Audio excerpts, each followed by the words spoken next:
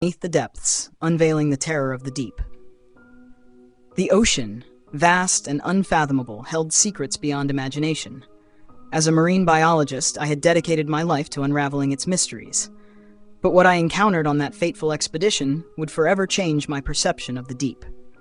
My thoughts often drifted to my wife, Sylvia, and our unborn child as the submarine descended into uncharted waters.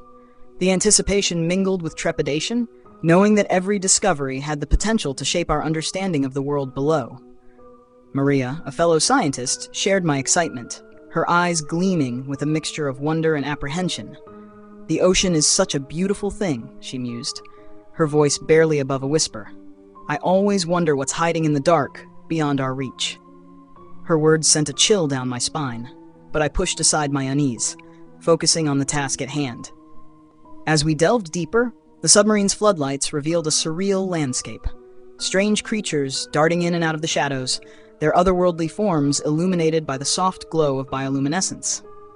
But then a sound echoed through the water, a deep, guttural roar that reverberated in my bones. Panic seized us as the submarine trembled under the force of an unseen presence. "What in the world?" Maria's voice trailed off, her eyes wide with fear. Before we could react, a powerful pulse surged through the water, propelling us backward. My heart hammered in my chest as I peered into the darkness, searching for the source of the disturbance. And then I saw it. A monstrous eye, glowing with an eerie luminescence, fixated on us with an intensity that sent shivers down my spine. Sylvia's face flashed before my eyes, her smile a beacon of hope in the darkness. I clung to the thought of her and our unborn child, drawing strength from the love that bound us together. Maria's hand tightened around mine, her fingers trembling with fear. "We need to get out of here," she whispered, her voice barely audible over the chaos. But our escape was not to be. Another deafening roar pierced the water, the pressure building until it felt like my eardrums would burst. Desperate, we initiated emergency protocols and began to ascend to the surface, but the creature pursued us relentlessly, its massive form looming closer with each passing moment. Just when it seemed like all hope was lost, a miracle occurred. A colossal tentacle emerged from the depths, seizing the creature that had been hunting us. With a violent tug, it dragged the beast back into the darkness, leaving us gasping for air as we breached the surface. As we floated in the safety of the open ocean, the events of the expedition replayed in my mind like a nightmare.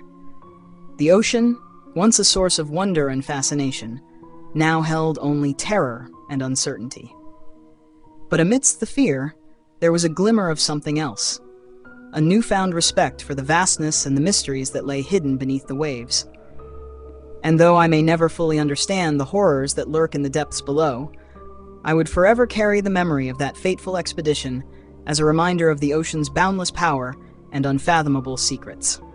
And with Sylvia and our child awaiting my return, I vowed to never let the darkness of the deep consume me.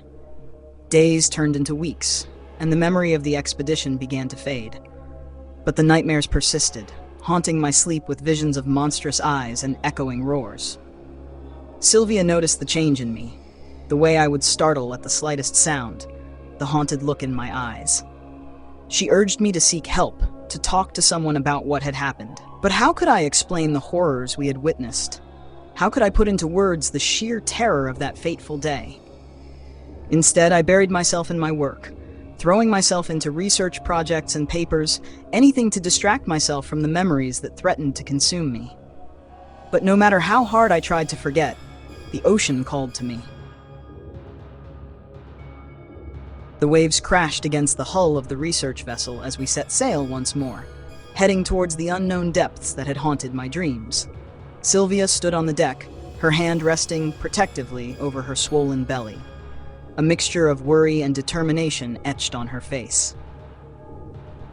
"I'll be back before you know it," I assured her, trying to sound confident despite the uncertainty gnawing at my insides.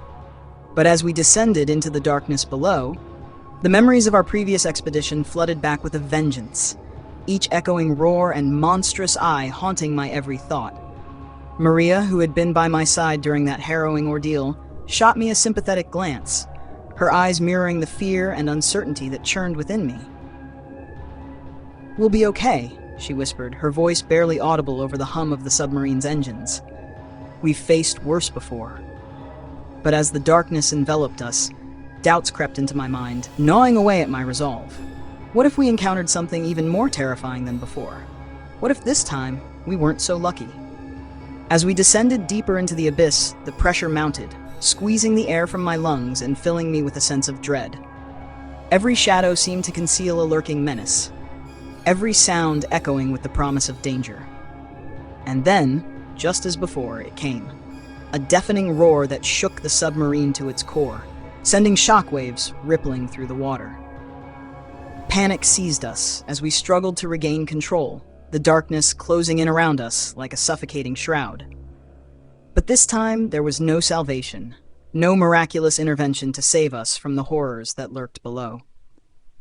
As the creature emerged from the darkness, its massive form blotting out the faint glimmer of light, I knew that we were truly alone, at the mercy of forces beyond our comprehension. Sylvia's face flashed before my eyes, her smile a distant memory in the face of impending doom.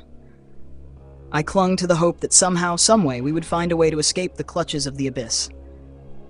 But as the creature drew closer, its monstrous eye fixated on us with a hunger that sent shivers down my spine. I realized that this was the end of our journey, the end of our hopes, the end of everything we had ever known.